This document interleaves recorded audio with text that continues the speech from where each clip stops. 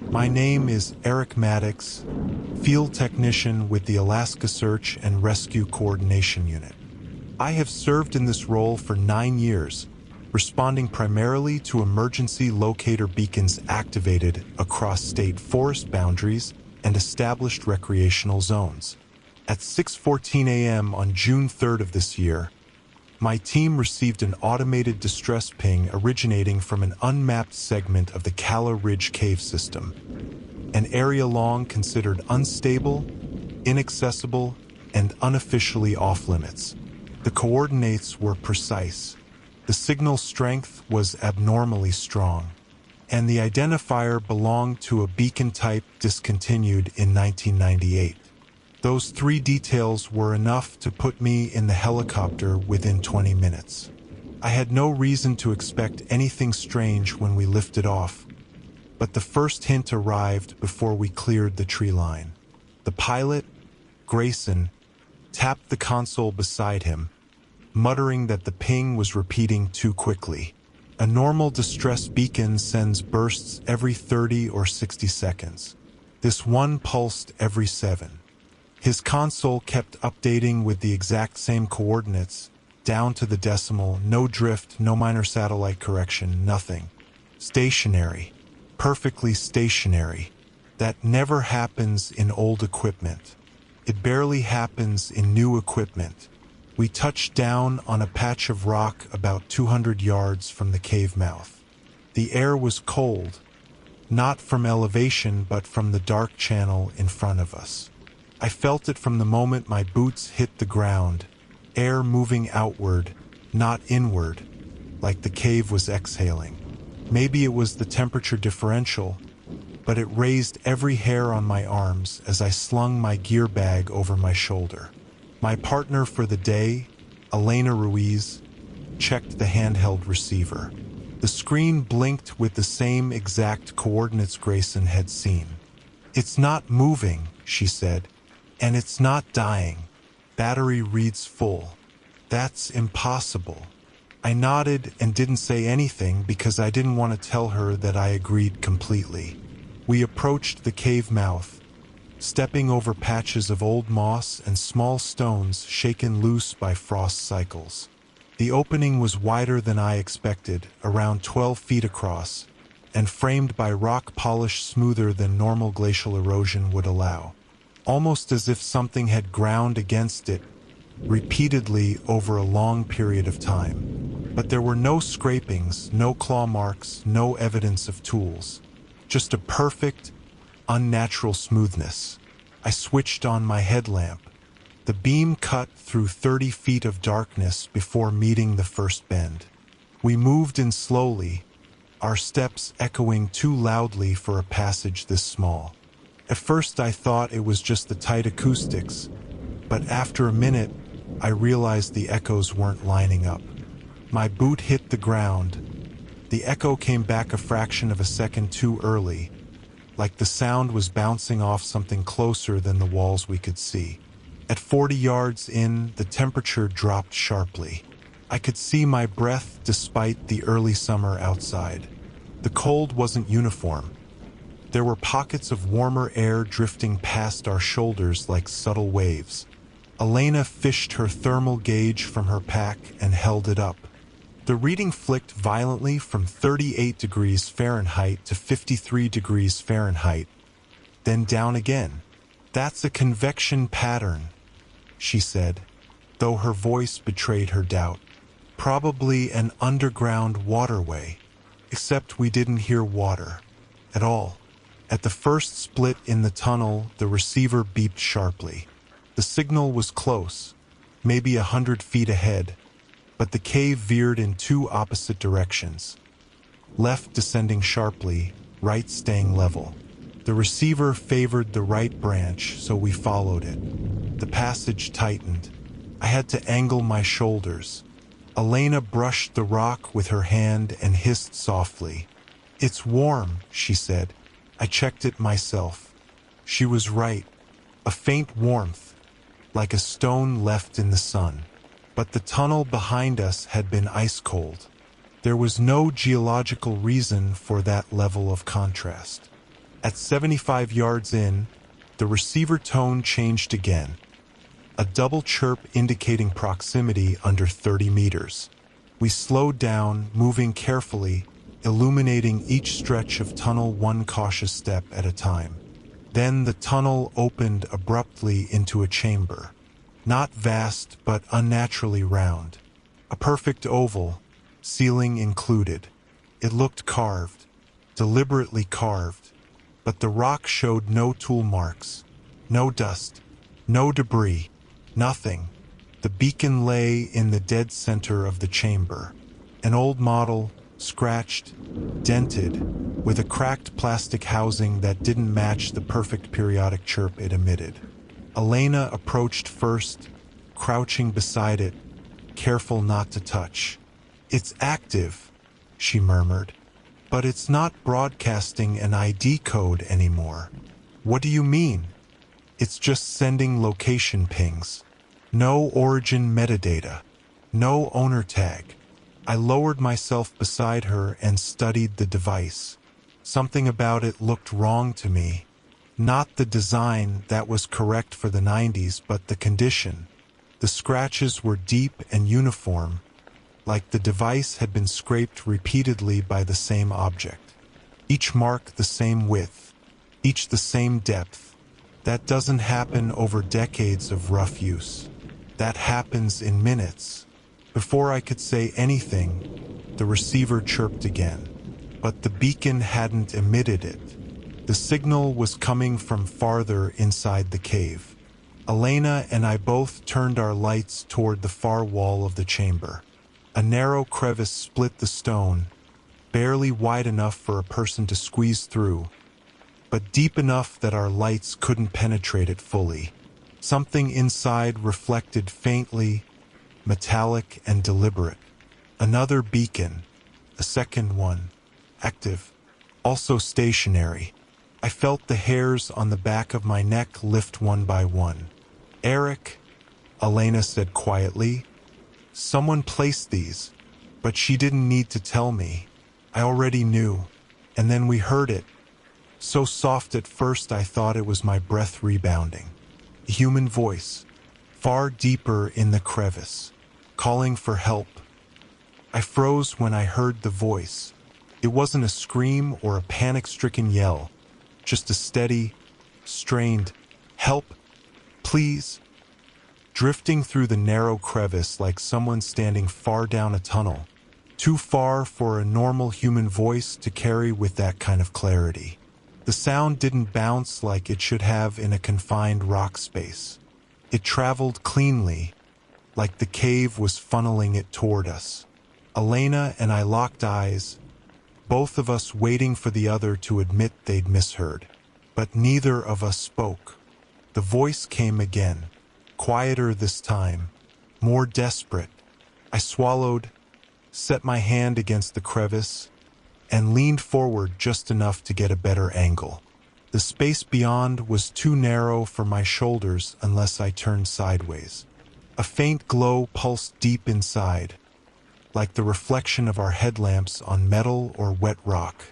"Someone's alive in there," Elena said.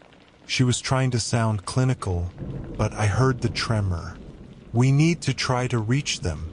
I didn't disagree, but something about the way that voice carried didn't sit right with me. I stepped back and pulled the handheld receiver from my belt. The screen blinked with a second set of coordinates, 25 meters ahead. Stationary. No movement detected. No variation in pulse strength. The beacon deeper inside the crevice was functioning exactly like the one we'd found in the chamber. 2 beacons, both perfectly stationary. Both blasting a full battery distress signal older models shouldn't be capable of maintaining for more than a few hours. And now a voice clearer than it should have been from that depth. Elena had already begun assessing the crevice.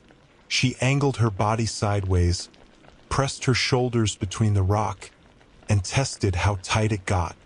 "I can fit," she said. "You might have trouble, but we take it slow."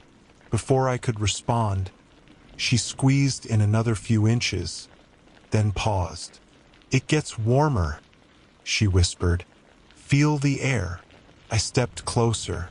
She was right. Warm air was drifting outward from the crevice in faint waves. Warmer than the stone, warmer than anything we'd passed in the tunnel. This wasn't geothermal heat. It was intermittent, almost like exhalations. "Elena, hang on," I said quietly, but she didn't. She slipped her pack off, tied a safety line around her waist, and handed the other end to me. "If I get stuck, pull me back. If the tunnel widens, you follow." I opened my mouth to argue, but the voice came again, this time closer and clearer. "Please." Male. Mid-30s maybe. A rasp under the words like someone dehydrated or injured. Elena didn't wait.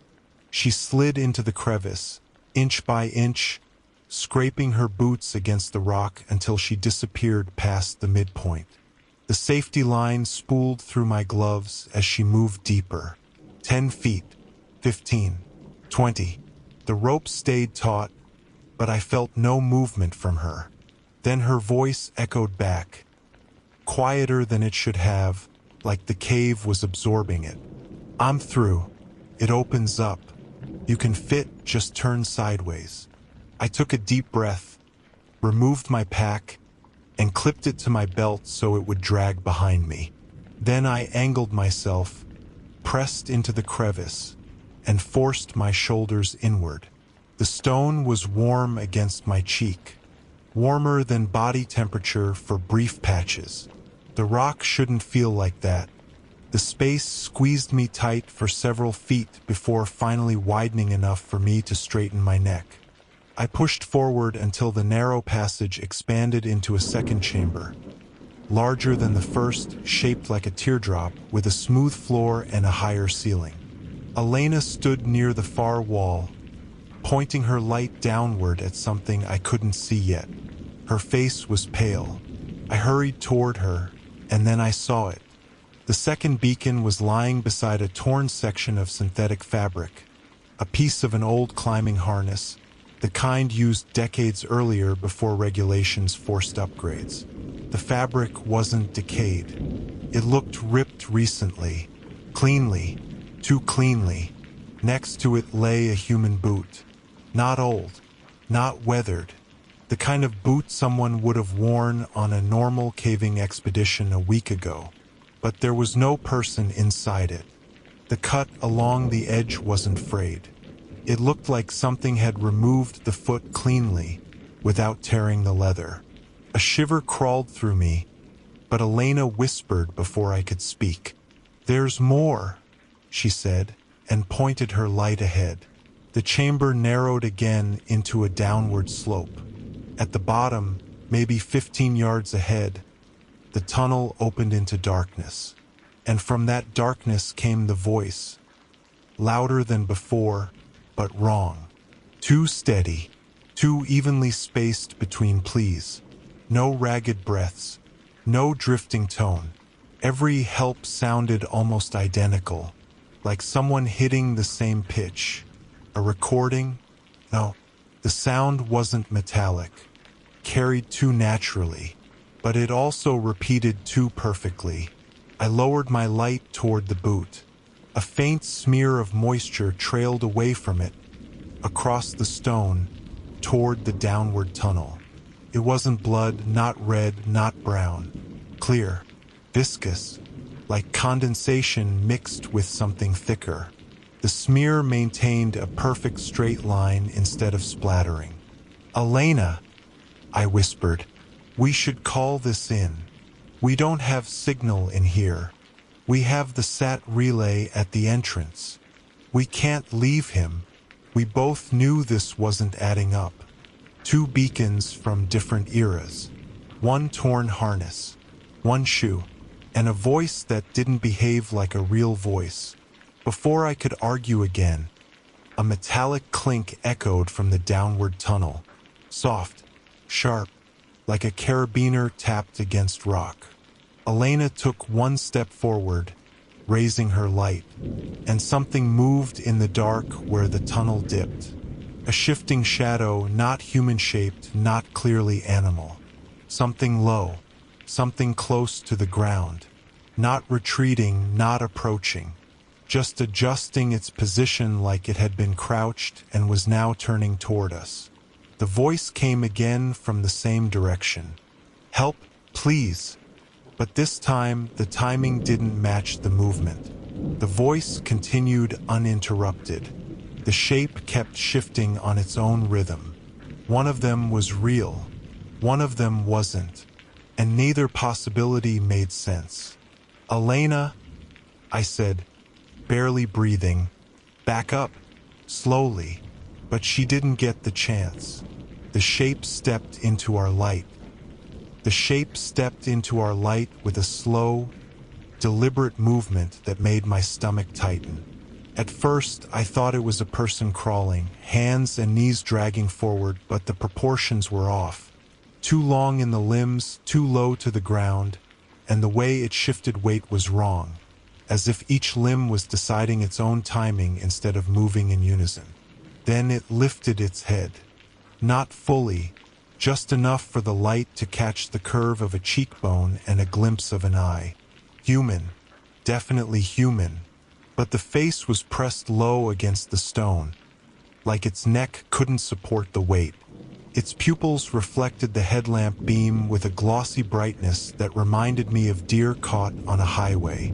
"Help, please," came the voice again, but the lips of the figure in front of us didn't move at all. Elena exhaled sharply. "Eric, that's not." "I know." The figure shifted closer by a few inches, its palm dragging across the rock. The movement made a faint, wet sound, like something thick was smeared beneath its skin. When it lifted its other hand, I saw the fingers bend wrong, softly, as if there were no joints resisting the motion. Then the voice called again. Same pitch, same cadence, same perfect spacing. "Help, please." The thing in front of us froze mid-crawl when the voice repeated, as if it were listening to itself from deeper inside the tunnel. "Elena, get behind me," I said quietly. She didn't argue. I felt her step backward. I kept my light steady on the thing's face.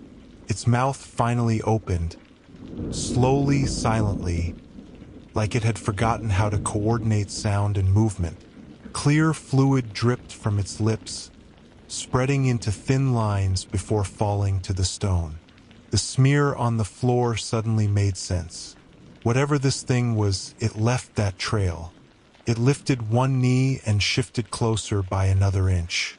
"Elena, move." She backed toward the narrow passage we'd crawled through to reach this second chamber. But the slope behind us, the downward tunnel, the placement of the beacons, everything here felt designed like this was a funnel and we had walked right to the center. The voice echoed again. This time it changed. Not the words, the tone. "Help. Please help." The last "help" cracked slightly, like something adjusting a dial on a machine. I took a half step back without meaning to. The figure reacted instantly, lifting its head with a twitch, almost a jolt, like the sound had triggered it. Its eyes focused on my chest, not my face. Then it inhaled through its nose. A long, steady breath as if it were smelling something familiar. "Elena," I whispered, "turn off your light." "What?" "No. Trust me." She clicked her headlamp off. The chamber dimmed. Only my light illuminated the creature. It reacted again, its spine curving upward, like the light itself was anchoring it. "Eric," Elena breathed behind me. "Your light." I hesitated, watching the creature rise onto its hands, its back arching in a smooth, unnatural motion. It was tracking the beam. I clicked off my lamp. Instant darkness swallowed us. For 2 seconds, there was nothing. No breath, no voice, No scrape. Then a sound like wet skin sliding across stone shot forward in the darkness. Elena grabbed my jacket. I felt her nails through the fabric. "Move," she whispered. We backed toward the crevice, hands brushing the wall to orient ourselves. Something shifted to our right fast. Then another sound to the left. Then behind. "Elena," I whispered. "Stop." We froze. The scraping sound slowed, circling us. Not in one direction, from multiple points, like there was more than one.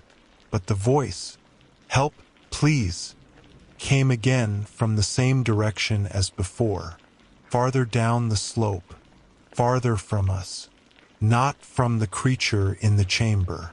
A trickle of reason slid into my panic. Whatever was mimicking the voice wasn't what crawled toward us. There was something else in the deeper tunnel, and that meant we were stuck between two unknowns. No choice. We had to go back. "Elena," I whispered, "keep your hand on my shoulder. When I move, move." I clicked my light on for half a second, just enough to see the crevice entrance. No more. Two figures were frozen less than 10 feet away. Same posture, same low crawl, same unnatural stillness. Then my light went out again, and the scraping resumed immediately. I didn't wait. I lunged toward the crevice, dragging Elena with me. My shoulder slammed against the narrow entrance. The creatures hissed, not like animals, but like someone sucking in air too sharply. Then something fast whipped across my boot, tugging at it. I kicked back hard, connected with something soft, and felt it recoil. "Elena, go!"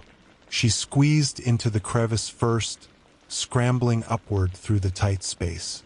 I followed, shoving myself sideways. Behind us, the scraping grew frantic, like hands or limbs slapping the stone. Halfway through, something grabbed my ankle. Not a hand. A whole arm, flexible, too flexible, wrapping around with a strength that made my bones grind. I yelled and kicked, but it held tighter. "Elena!" I shouted, panic making my voice crack. "Pull the rope." She must have heard the strain in my voice. A second later, the safety line around my waist jerked violently. My hips slammed into the stone, but the force loosened the grip on my ankle just enough for me to twist free. I scrambled the rest of the way through the crevice, rocks scraping my arms and chest, and burst out into the first chamber beside Elena. She was shaking, breathless, eyes wide with fear. "Are you hurt?" she gasped. "No. Move." We sprinted back toward the main tunnel, my headlamp bouncing wildly along the stone. Behind us, something slammed against the crevice mouth. Hard. Then again. Then the scraping started inside the narrow passage, claws or limbs or something dragging itself through a space it shouldn't have fit. "Elena!" Faster. We reached the larger chamber where we'd found the first beacon. The temperature shift hit like a wall, cold air rushing past us as if the cave itself was inhaling sharply. Something clattered behind us, metal on stone. The second beacon. It had been knocked or dragged from the crevice. I didn't look back. We ran. But just before we reached the tunnel leading out, the voice echoed again, closer than ever. "Help, please." And this time it came from directly behind us. The voice was so close it felt like it had spoken against the back of my neck. I spun with the light instinctively, and the beam clipped along the stone. Empty tunnel, cold air, nothing else. Elena pressed herself against me, trembling, her breath hitting my shoulder in short bursts. "It's not behind us," I whispered, though my voice was barely steady enough to make the lie believable. "It's just echoing." But I knew what I'd heard. There was no echo delay, no distance, no distortion. It had been right there. We ran again, faster, boots slamming against uneven rock. The tunnel tightened in sections, forcing us single file, then widened enough for us to run shoulder to shoulder. Every few seconds, I risked a glance over my shoulder, expecting to see that low-crawling shape dragging its limbs after us. But the tunnel stayed empty. That only made it worse, because the noises hadn't stopped. Scraping, soft and rhythmic, as if multiple limbs were pulling themselves around corners. They weren't rushing. They weren't stumbling in the dark. They were pacing themselves, coordinated, listening to our steps. The more distance we put between ourselves and the deeper chamber, the more the acoustics changed. The scraping sounded farther, then closer again, then off to the side, like the entire cave was relaying their positions wrong, as if there were more tunnels than we'd seen, as if they knew them better than we did. At one point, I grabbed Elena's arm and pulled her to a stop, shining the light past her at the ceiling. Something glistened overhead on the stone. A viscous line, clear but thick, stretched across the ceiling before dripping to the ground. "Elena," I said quietly, "they're above us." She didn't scream, but the sound she made was close. We kept running. The beam from my headlamp finally caught something ahead. The faint, bluish light of daylight leaking through the first bend near the exit. The relief hit me so hard I almost stumbled. If we could reach the mouth, we'd get out of these tunnels. If we could get radio signal again, call for backup, lock down this entire ridge. The voice came again. "Help, please." But it wasn't behind us anymore. It was ahead. No echo carried sound that way. "No, no, no," Elena whispered under her breath. She grabbed my wrist, stopping us both just before the final bend. I hated that I felt her shaking as much as I hated the fact that I was just as shaken. "We can't walk into that blind," she said quietly. "What if it's standing right at the entrance? We can't stay here either." Scraping echoed from two different directions now.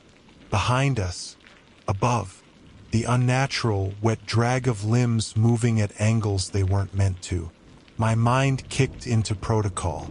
When escape routes risked interception, you didn't retreat, you moved decisively and fast before you lost the chance. I tightened the strap of my headlamp. "I go first. Keep your light off unless I yell." She nodded, swallowing hard.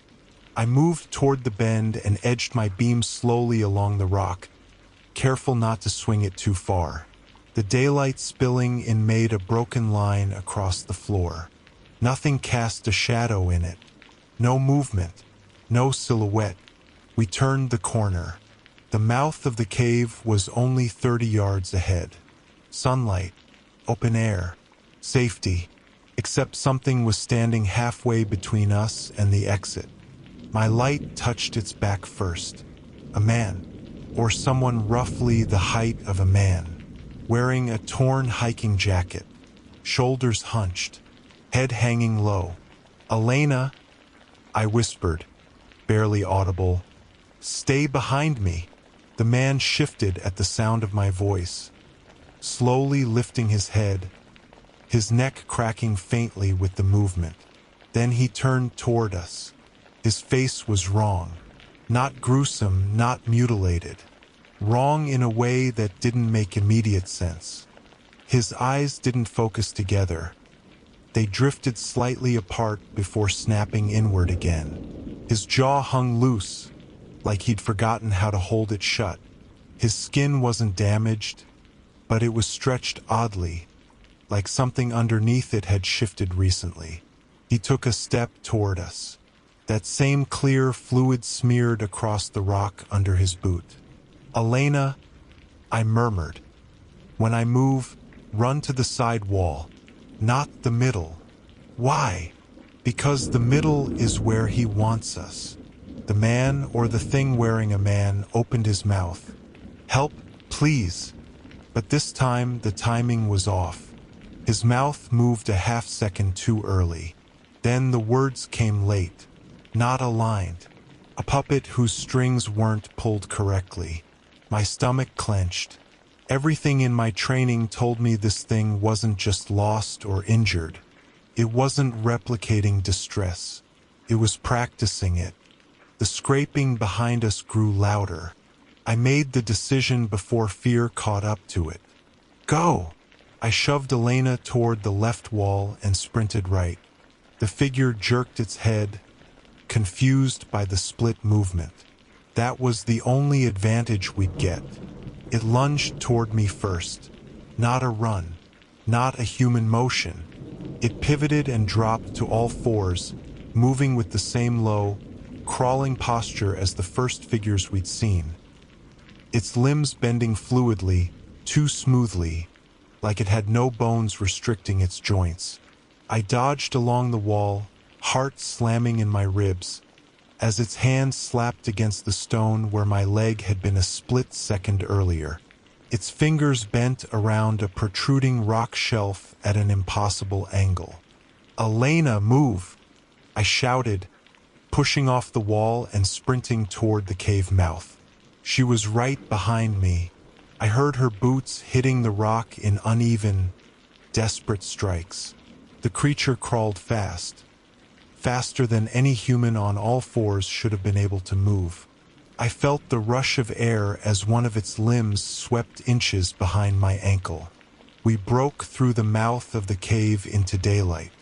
Warm air hit my face like a slap. For a moment it slowed. Its hand reached the sunlight and drew back sharply, like it had touched a hot surface. It hissed. Not breath, but a strange, vibrating exhale that didn't sound like lungs pushing air. "Elena, keep going," I yelled. We ran across the clearing toward the helicopter landing spot. It wasn't far, maybe 40 yards, but the ground felt too open, too exposed. Every step made me imagine a shape bursting from the shadows behind us. When we reached the rocky shelf where we'd landed, I risked one glance back. The creature stood in the cave mouth, half in shadow, half in light. Its skin twitched where the sun touched it, tightening and loosening in ripples like muscle fibers firing out of sync. It stared at us, not blinking, not moving, just watching.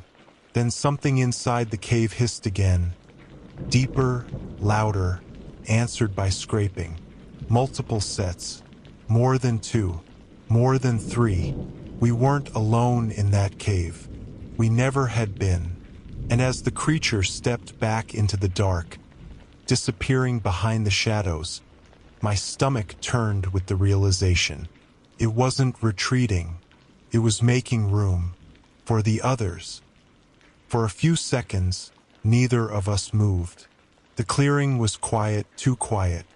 Even the wind felt thin, like the air itself was holding its breath with us. Elena's breathing sounded sharp and uneven, but mine wasn't much better. We both stared at the cave mouth until our eyes stung from not blinking. "They're not following," she whispered. "Not yet," I said. Something in the way they'd stopped at the edge of the light bothered me. Not fear, no creature acts that deliberately out of fear. It was calculation. They knew where the boundary was. They knew the light marked something they needed to avoid, or something they didn't want us to see. We reached the clearing where the helicopter had dropped us off. But when I checked my radio, the signal was dead. No reception. Not even static. That wasn't right. We'd used this area for pickups dozens of times. The ridgeline blocked some frequencies, sure, but you always got at least a carrier wave. This was full blackout. "Elena, try yours."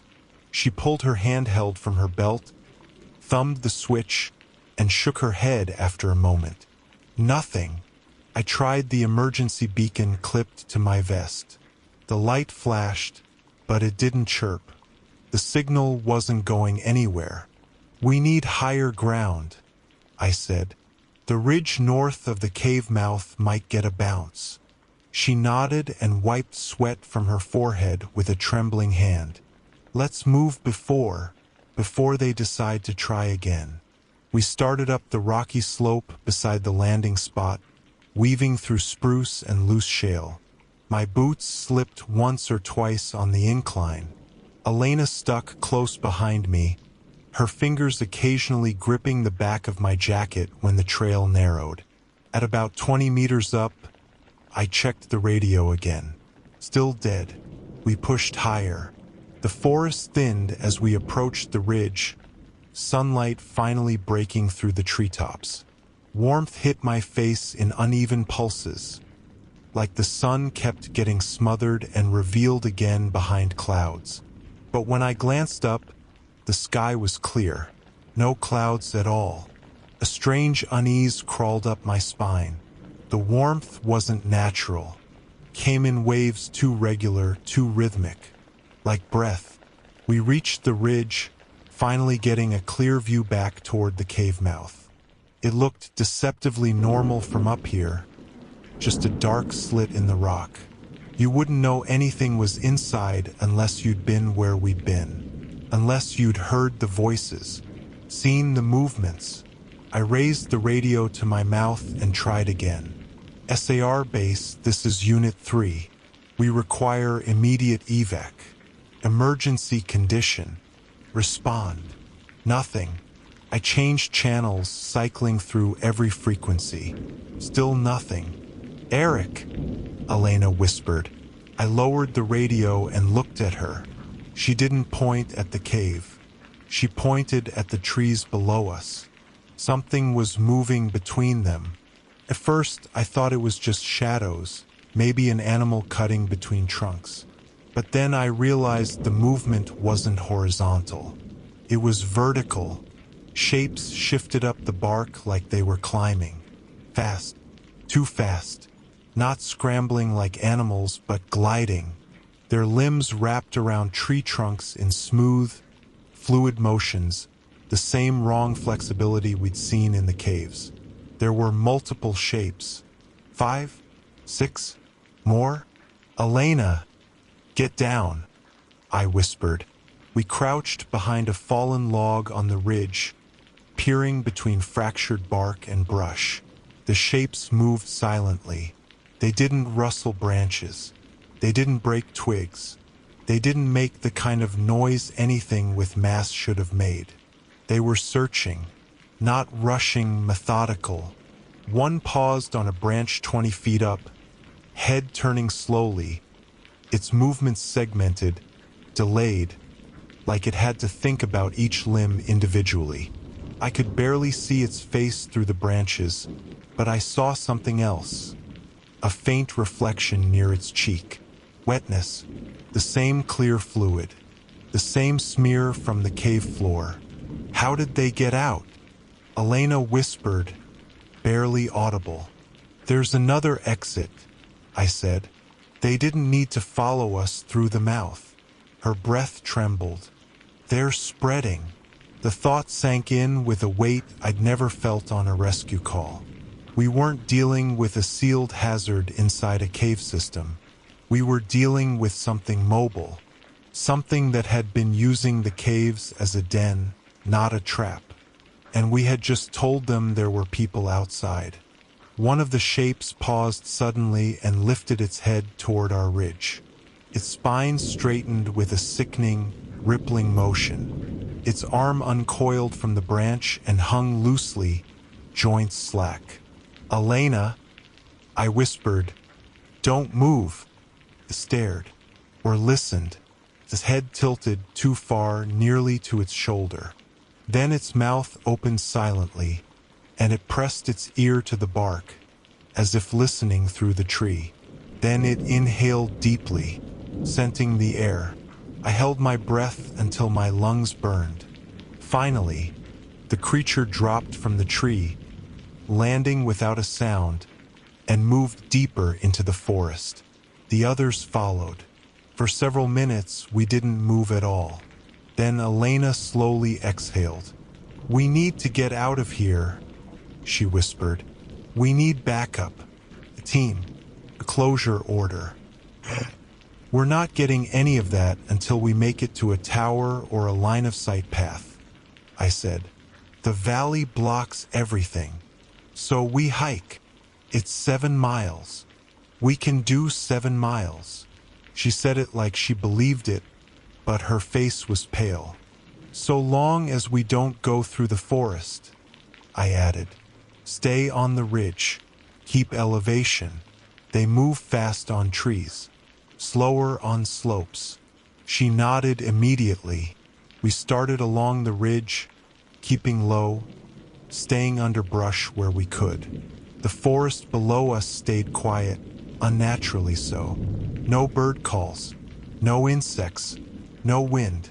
But twice I heard it, faint, far, but unmistakable. "Help, please." It traveled between the trees like a trapped echo hunting for ears. Elena flinched the second time it called. I felt her hand grip my sleeve again. "That's not human," she said, not questioning, knowing. "No," I said, "it's not." We kept moving. About half a mile along the ridge, a new sound reached us. Metal, a distant, metallic clank. Steady, rhythmic, familiar in the worst possible way. "Elena," I breathed. "That's a carabiner." She stopped dead. The sound continued, repeating every few seconds. Clank, clank, clank. Like someone tapping metal against stone in a steady signal pattern. A signal someone wanted us to follow. "Elena," I said quietly, "we're not alone up here." She shook her head. "Eric, no. It's them. It has to be them." "Maybe," I said, "or maybe someone else made it out." We listened again. Clank, clank. Then, "Help, please." This time the voice came from the ridge ahead of us. Not behind. Not below. Ahead. Waiting.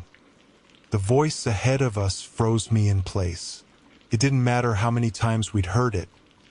It always hit the same way. Too steady, too clean, too practiced. Elena clutched my sleeve again, but this time she didn't say anything. She was past shock, past panic.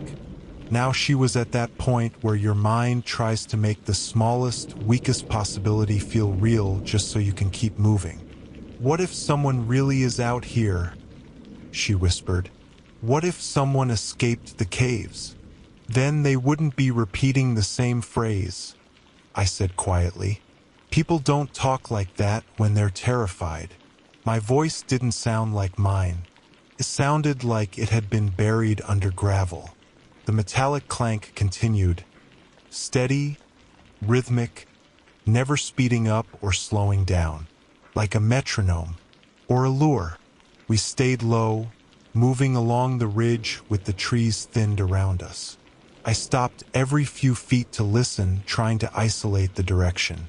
It was faintly ahead and slightly lower on the slope. That meant whoever or whatever was making it wasn't on the ridge itself. That was both good and bad. Good because we had the high ground. Bad because the creatures liked climbing. "Elena," I said, "we'll skirt around it. Wide." She nodded, wiping sweat from her cheek with the back of her glove. We moved along a narrow ledge that curved around the ridge.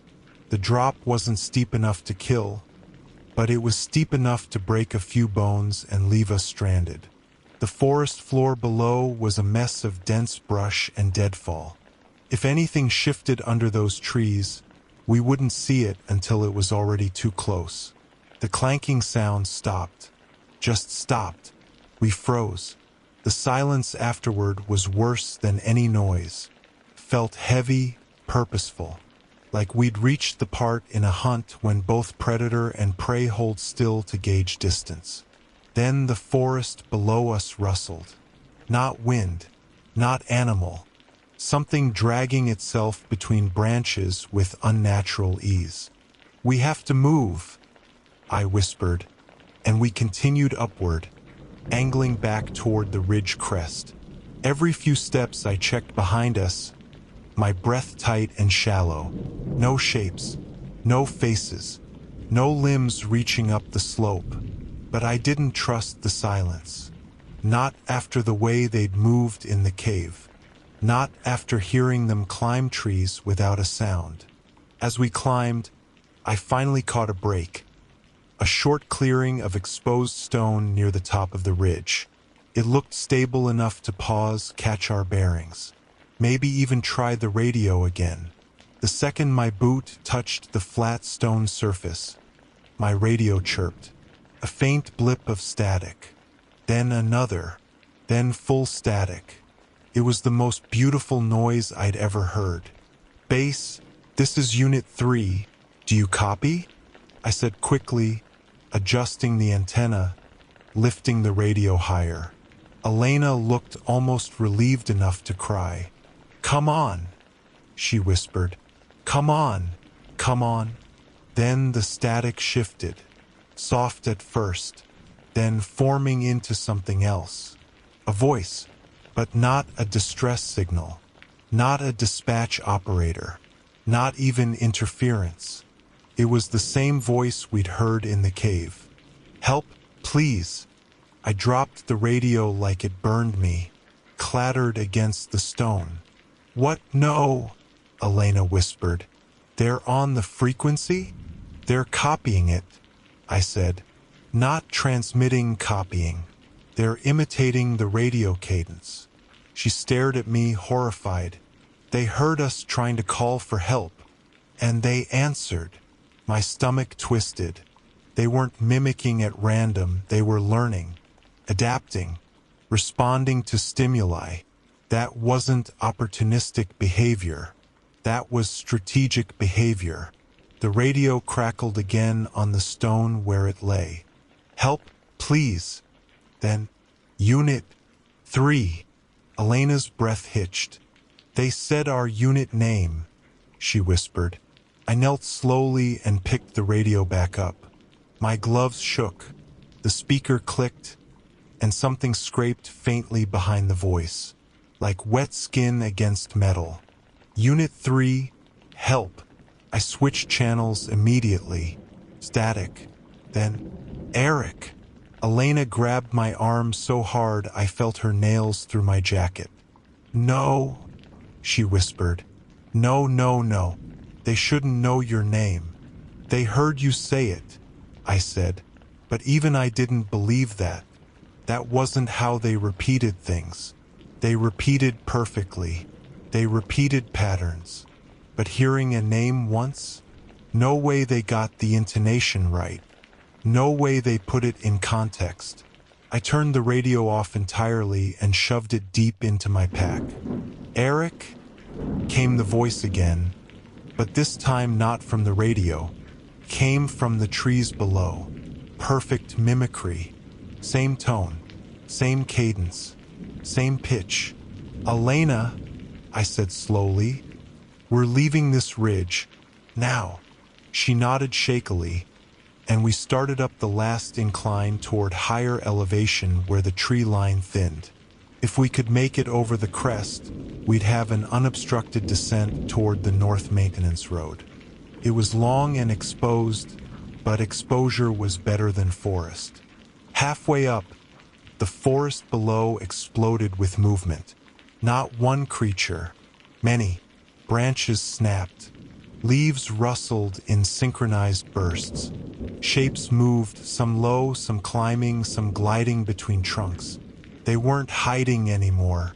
They'd found our trail, and they were ascending fast. "Elena, go!" She sprinted ahead of me, boots digging into loose scree. I followed close behind, but the slope betrayed me. My foot slipped, and I slammed a hand onto a rock to steady myself. Pain stabbed across my wrist, but I pushed up and kept moving. Behind us, a figure climbed into view. Pale face, dark eyes, body half bent like its bones couldn't decide how to hold its weight. It pulled itself with long, steady motions, its joints bending the wrong direction with each stride. Elena, don't look, just move. She didn't look. She ran harder. Another shape appeared farther down, then a third. They climbed with terrifying coordination, not racing each other, but spreading out to approach us from multiple angles. They were hunting. The top of the ridge was within reach, 20 feet, maybe less. If we could crest it, the other side would give us sunlight and open ground. Almost there, I yelled. Elena reached the ridge crest and pulled herself over. She turned and extended her hand to me. Eric, come on. I jumped the last stretch of rock and grabbed her wrist. She hauled me up, breath ragged, eyes wide. Then we looked down the other side and froze. At least 3 more of them were already waiting on the slope below. Not climbing, not moving, just standing, like they had known exactly where we'd emerge. They were waiting. 3 of them stood perfectly still on the downward slope, if stood was even the right word. Their posture was wrong, like their bodies were stacked from mismatched parts and then told to imitate standing. One leaned forward too far without falling. Another's arms hung at uneven lengths, one elbow bending inward instead of out. The third tilted its head to the side so sharply I expected vertebrae to snap, but instead the movement just stayed there. How they knew we'd come over this ridge, I had no idea. There were a dozen possible routes we could have taken, and they'd chosen the right one without hesitation. Elena's grip on my sleeve tightened. They're blocking the descent, she whispered. Eric, what do we do? I scanned the tree line on both sides. More movement, not rushing, not aggressive, just shifting, repositioning, hurting. We go west, I said. Stay on rock where they can't hide. If we skirt the ridgeline, we'll hit a service chute, straight drop to the maintenance road. It's steep. It's our only option. The creatures didn't move as we backed away from the ridge lip. Their eyes, or whatever counted as eyes, tracked us, glossy and reflective in the daylight. I didn't realize I was holding my breath until Elena tugged me lightly. Eric, left. Movement. Quiet, gliding movement. 3 more figures were climbing up from the eastern slope to cut off that direction. I didn't think. I grabbed Elena's arm and pulled her west along the narrow ridge, boots sliding on loose stone. The wind picked up near the exposed edges, whipping dust around our legs. The ridge narrowed into a knife-edge outcrop. The drop on the left was a rolling slope. The drop on the right a sheer fall. Careful, I said, though it was useless. She knew. We edged along the ridge. Below us, the first group of creatures began moving, staying just beneath our position, matching our pace. Not a chase, an escort, like they were funneling us exactly where they wanted us to go. Something about that realization chilled me far more than the cold wind at our backs. Elena, don't speed up, I whispered. They're reacting to movement. How do you know? Because they're matching ours, not closing distance, just matching. She swallowed. They're trying to corral us. Yeah. The ridge curved inward sharply. We had to round the corner to reach the last stretch that led to the service chute. The creatures below gained elevation slowly, climbing onto boulders and ledges with 2 fluid motions, their limbs bending with that same sickening elasticity. One reached a small outcrop, tilted its head again, and let its mouth hang open. No sound came out. None of them made sound unless they chose to. The silence pressed against my ears. Another 20 feet. Then the ridge widened a little. Then a sound tore the air behind us. Eric! The voice was perfect. Too perfect. Same tone as before. No breath, no strain, no emotion. But this time it didn't come from below. Came from above. I looked up instinctively, just a flick of my eyes, and saw a fourth shape perched on the ridge crest above us, clinging to a rock face with its limbs splayed at odd angles. It shifted downward, inching toward the narrow path we were on. "Elena, move!" I whispered, my voice barely hiding the panic. We pressed forward, faster now, the path crumbling under our boots. I knew what was coming before it happened. My foot slid on loose shale. I corrected my weight, but the stone beneath me gave way, and I stumbled. The creature above reacted instantly, not by pouncing, not by lunging, but by matching my exact speed, crawling downward faster as the ridge tilted underneath me. Its face turned toward me, jaw hanging slack, eyes unfocused but pointed in my direction. "Go!" I yelled. Elena rushed ahead, reaching a small ledge where the ridge widened again. I scrambled after her, my hands digging into rock, nails bending. The creature above accelerated, its limbs stretching slightly as it crawled. I reached the ledge and pulled myself up. Elena grabbed my arm and hauled me the last foot. We didn't stop. The western side opened ahead, sunlit stone leading toward the service chute. We sprinted the last few steps, trying not to lose our footing.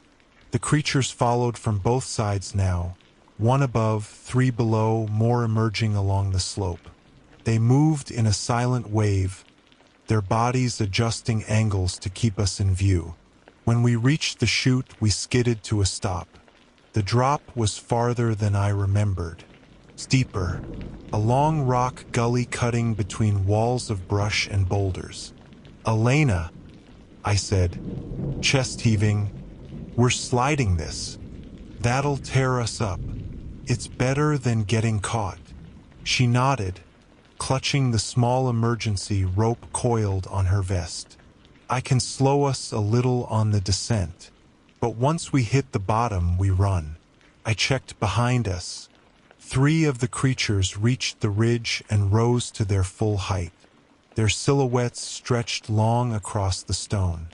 One of them shifted its weight and the skin along its arm rippled, like something inside had shifted position. "Elena," I said, "go now." She sat back on the edge of the chute, braced herself, and pushed off. I followed a heartbeat later. The world dropped out beneath us. We slid fast, too fast, rocks scraping against our gear and boots. Dust and gravel exploded into the air. Elena held the rope against a boulder on the left wall, slowing us just enough to keep the slide from becoming a tumble. Halfway down, a sharp crack echoed above. I twisted my head upward. A creature had dropped into the chute, not sliding, crawling, its limbs spread wide, controlling its descent, scraping against the walls with that same sickening precision. It wasn't falling behind us. It was keeping up. "Elena!" I shouted. "Faster! I'm trying!" Another crack. Another figure dropped in behind the first, skin smearing clear fluid against the stone. We hit a bump in the chute and went airborne for a moment before slamming back down. Pain shot through my ribs. Elena yelped but held her grip. The bottom finally came into view. Flattened dirt, scattered rock, and beyond that an opening in the trees where the maintenance road cut across the valley. We hit the bottom hard, rolling onto the dirt. Pain flared across my back and shoulder, but adrenaline had taken full control now. Elena was already scrambling to her knees. Above us, the creatures were still descending. Too fast, too precise. "Elena, run!" I grabbed her hand and we sprinted across the clearing toward the road. Branches snapped behind us. Not one, many, as if half the forest was waking up. Ahead, sunlight spilled across the gravel road, bright and warm. A straight path, open, exposed. No hiding places for them. We reached the edge of the trees and burst onto the road, stumbling onto the gravel. For the first time since we'd heard that first voice in the cave, I felt air in my lungs again. But when I turned back toward the tree line, something stepped out behind us. Not one of the creatures. A man, real, bleeding, shivering, holding a broken beacon in his hand. His voice cracked as he spoke. "Don't go that way," he rasped. "They're everywhere." For a split second, I didn't trust my own eyes. After everything we'd seen, everything that had mimicked, crawled, followed, copied, I didn't trust anything that looked human anymore. Elena froze too, shoulders tense, breath catching in her throat. The man staggered forward another step. His leg buckled and he caught himself against a birch trunk, leaving a line of smeared blood along the bark. Not the clear fluid we'd seen in the caves. Real blood, red, thick, human. "Elena," I whispered, "stay behind me." The man raised a trembling hand, palm open, almost in surrender. "I'm real," he rasped before I even asked. I'm not one of them." His voice wasn't even. It broke in the wrong places, breath catching in harsh, irregular gasps. He wasn't mimicking anything. He was struggling to speak. The broken distress beacon dangled from his other hand, its casing crushed inward at the center like something had bitten through it. I stepped closer cautiously, keeping my light angled toward his hands and face. "What happened to you?" He swallowed with difficulty. "I don't know how long I've been running. A day, maybe two. I tried to keep the beacon alive, but they took it from me, pulled it right off my belt. I grabbed it back, but..." He lifted the broken device slightly. Elena's voice wavered. "How did you get out?" "I didn't," he said, still breathing hard. "There are vents, cracks, some big enough for them, some for us. I found one, slid through half-conscious. They followed partway, but sunlight stopped them. Just hearing that made the hair on my arms rise." "Who are you?" I asked. His eyes flicked up at me wide, bloodshot, terrified. "Mark Ellis, geology team. We were mapping caverns near Calla Ridge. I activated the distress beacon when Tom fell through the chamber floor. We tried to reach him, but..." His voice broke off and he squeezed his eyes shut. Something else reached him first. Elena covered her mouth. Mark looked back at the forest, his body trembling violently. They kept using his voice, calling us back, over and over, perfectly, even used some of the radio terms we shouted to him. It's not mimicry. It's like they're learning the moment they hear something. Elena whispered, "We know." Mark's gaze snapped back to us. "Then why are you still here? You have to go. You have to warn people. They're spreading. I saw them leave the vents. Dozens. They're not trapped down there anymore." His panic was raw, shaking, human down to the bone. He was not one of them. But something else was bothering me. Something worse. "Mark," I said carefully, "when did you send your distress beacon?" He blinked. "Yesterday morning." I exchanged a horrified look with Elena. "Your beacon went offline more than 12 hours ago," I said. "We picked up a different one today. One that shouldn't even work anymore." Mark's face drained of what little color he had left. "That wasn't mine," he whispered. That couldn't have been mine. He looked down at the crushed device in his hand. Its battery half crushed, wires exposed, casing cracked. They copied it, Elena said softly. Or they used another one they stole. Something to draw us in. Mark shook violently. You walked into a trap, just like we did. A sharp crack snapped through the trees behind him. Mark flinched so hard he dropped the beacon. He backed toward us instinctively, eyes fixed on the forest. The sunlight hit the dirt road bright and warm, but the shadows between the trees stayed unnaturally still. Too still. Elena, I said quietly, stay in the open. Don't get close to the tree line. Mark's voice dropped to a terrified whisper. They don't attack in the open unless they're ready to swarm. If they're gathering, it means another crack. Closer. Branches shifting. Not climbing. Descending. Elena, Mark, move back, I said. Mark stumbled toward us, clutching his side. Something heavy thudded against the trees to our right. A second thud followed. Then a third. Elena grabbed my arm. They're surrounding us. We keep moving down the road, I said. Straight. No cover. They'll stay in the shadows as long as they can. Mark's breathing quickened. There's a service cabin about 2 miles down. If it's still stocked, there's a flare launcher. Maybe a satellite relay. That's where we go, I said.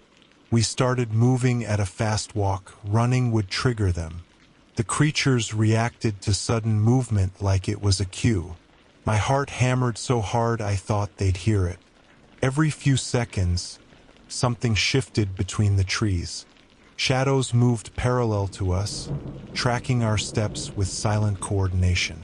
Sometimes one shape would crawl low along the ground. Another clung to a trunk 8 or 10 feet up. Another moved from tree to tree like it was gliding. Then the voice came again. Not from behind. Not from the cave. From the trees directly to our right. Eric. Clear, close, and too perfectly timed. Elena stiffened, but she didn't turn her head. Mark nearly collapsed. Don't listen, he whispered. They do that to break formations. They call names.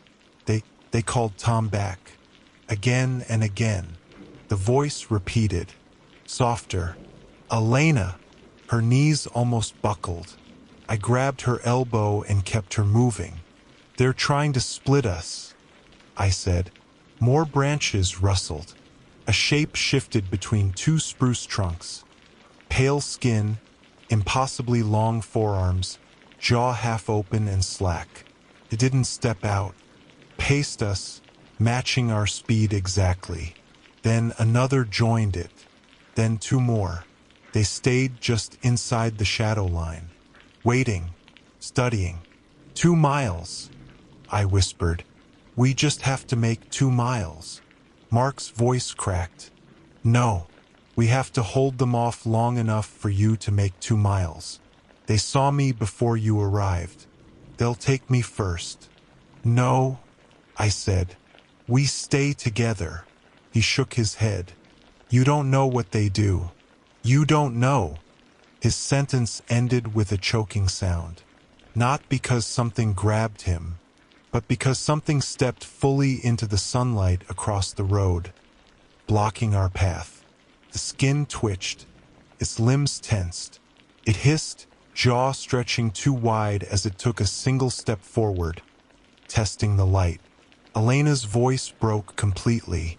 Eric, they're adapting. The creature took another step. Not recoiling this time. Not afraid. Learning. The creature stepped farther into the sunlight, and for the first time since we'd seen them, its skin didn't recoil. Twitched, yes, rippling like something underneath was adjusting, but it didn't pull back. Its foot planted on the gravel road, toes bending in soft arcs before settling into a shape that mimicked human stance almost perfectly. Elena grabbed my arm, breath shaking violently. "Eric, it's not burning. It's changing." Mark stumbled backward, voice cracking on panic. "They didn't walk into the light yesterday. They avoided it. They were afraid." The creature took another step forward, arms sagging in that limp, puppet-like manner, then slowly, steadily, raising one limb as if testing the weight distribution. Its eyes, if they were eyes, glinted with a dark, glossy intelligence that made my stomach tighten. "It watched us," I whispered. "It learned from us." Then the voice came again, but this time from the creature itself, not the trees. "Help, please." The mouth formed the shape too perfectly, too controlled, like it had practiced every syllable until it could imitate the timing, the breath, the tremble. Then it took another step. "Elena, Mark, stay behind me," I said, lifting my flare baton.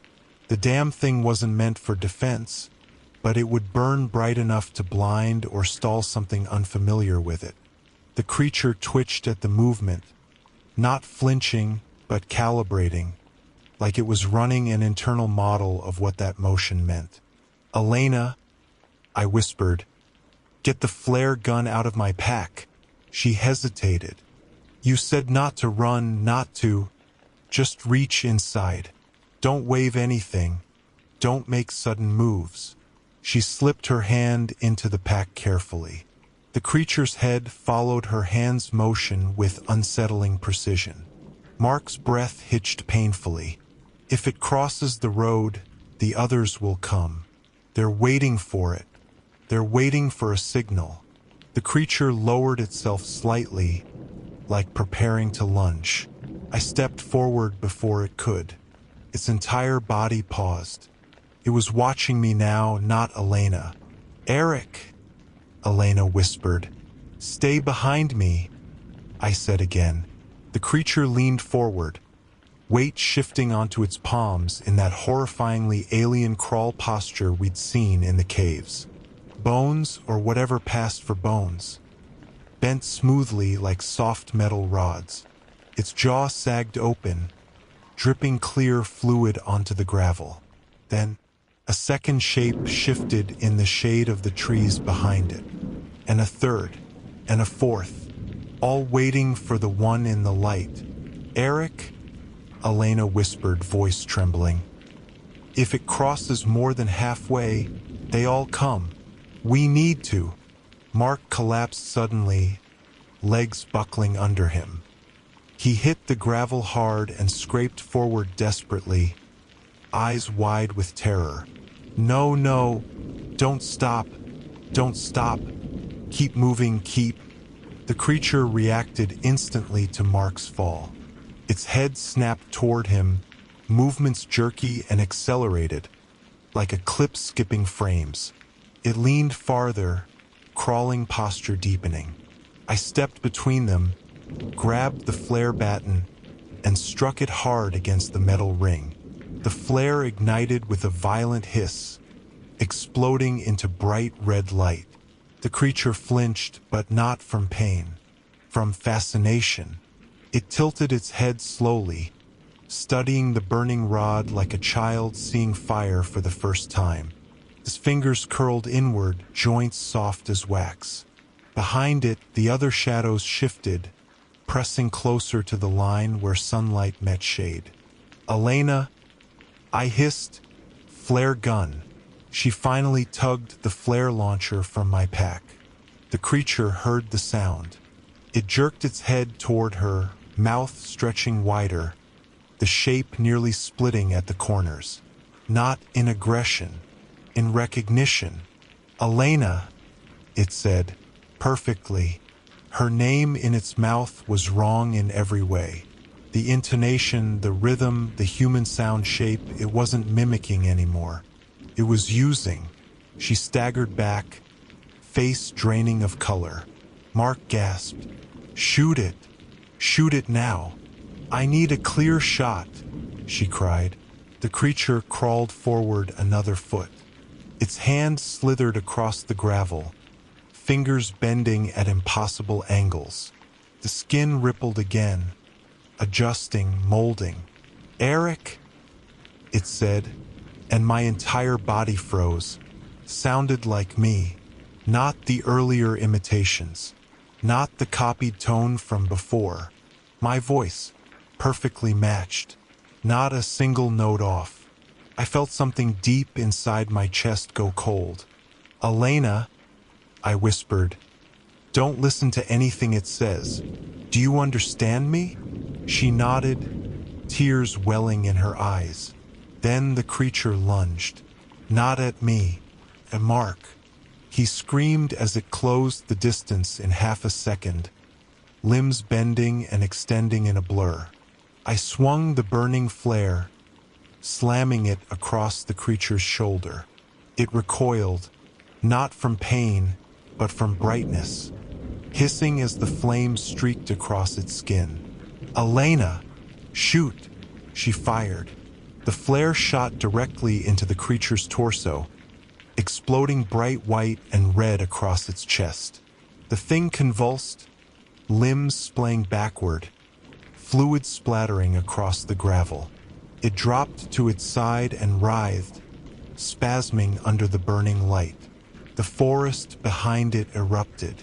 Shapes surged forward, dozens of them hitting the sunlight at once. But they recoiled instantly, screeching in that vibrating non-human way as the bright flare crackled wildly on the ground. We run, I yelled. I grabbed Elena's arm, hauled Mark to his feet, and we sprinted down the maintenance road. Behind us, the creatures swarmed at the road's edge, slamming against the sunlight barrier, their limbs jerking as they tested the boundary. Some tried to crawl along the shadowed edges of the trees, but the flare's burning light blocked their timing. We kept running. Mark stumbled but kept his legs under him somehow. Elena didn't look back. Neither did I. The service cabin came into view around the bend, a squat, wooden building with a rusted metal antenna on its roof. Almost there, I shouted. Mark gasped out, "Please, please, just please." I realized with a chill it wasn't a plea. He had started to repeat himself. Same word, same tone, same spacing. Elena heard it too. "Eric," she whispered, voice breaking. "Why is he repeating like that?"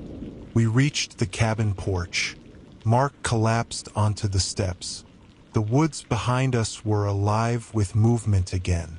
"Elena," I said quietly, "don't open the door yet." She stared at me, horrified. "Eric, what are you saying?"